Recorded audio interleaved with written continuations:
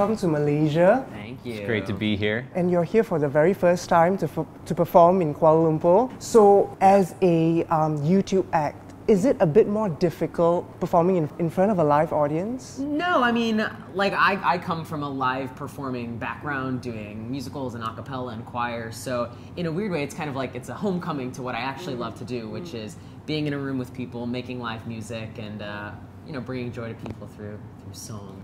I think definitely. I mean, we can actually see people's reaction. They cheer and they scream and occasionally cry and maybe do other things. And just getting that immediate response from people is just something that we don't usually get. So definitely. You guys have been working together with each other since you were in college, and and in fact you grew up living a street away, right? Totally. What is one fact, I'll start with you, Kurt, what is one fact that a lot of people would find surprising to know about Sam? Many people don't know, but Sam used to be a little bit larger than he is now. And through, I think, a lot of perseverance and effort, really, I remember when I was younger, one year, like Sam lost a ton of weight. And I was a big guy. It must have been all the radish cakes, I guess. You would not know by looking at this guy right here. No, that is it. There are pictures floating around the internet that confirm that story. So. Sam, what about you? What is one thing people would be surprised to know about Kurt? Oh man, well I've known Kurt for a long time, and in high school, Kurt was, I would say, just a fashion trendsetter. Kurt had these orange shorts that he wore in high school almost every day, I think. And oftentimes it would be a Hawaiian shirt, like a really loud printed shirt with these orange shorts and his long hair. I honestly don't, if you saw a picture, I don't even know if you would recognize that it was the same guy. And I'm sure Kurt has done all he can to find and eradicate any evidence that I have no clue what he's talking about. And you guys released your first original album last year, Make It Happen, right? Make It Up. And you made it, Make It Up, sorry. And I hear that, Sam, you actually turned down a few recording offers, and instead you wanted to have it released independently instead. Yeah, I mean, right now is an awesome time for independent artists, and especially people like us who have been lucky enough to build up a fan base online on sort of our own. It's an amazing platform, an amazing way to both do what you love, but also do it on your own terms and not have other people totally dictating what you do.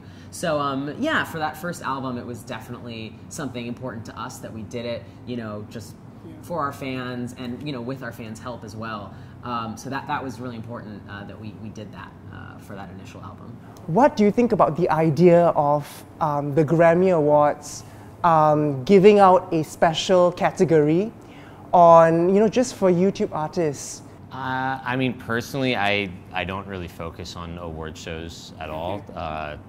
I mean, whoever they want to recognize is great. I think artists make music because it's what they love to do, and regardless of who's recognizing that or what, we focus on just the music and our fans. And I guess I'll let other people determine, who they want to honor and not honor, but that's our focus.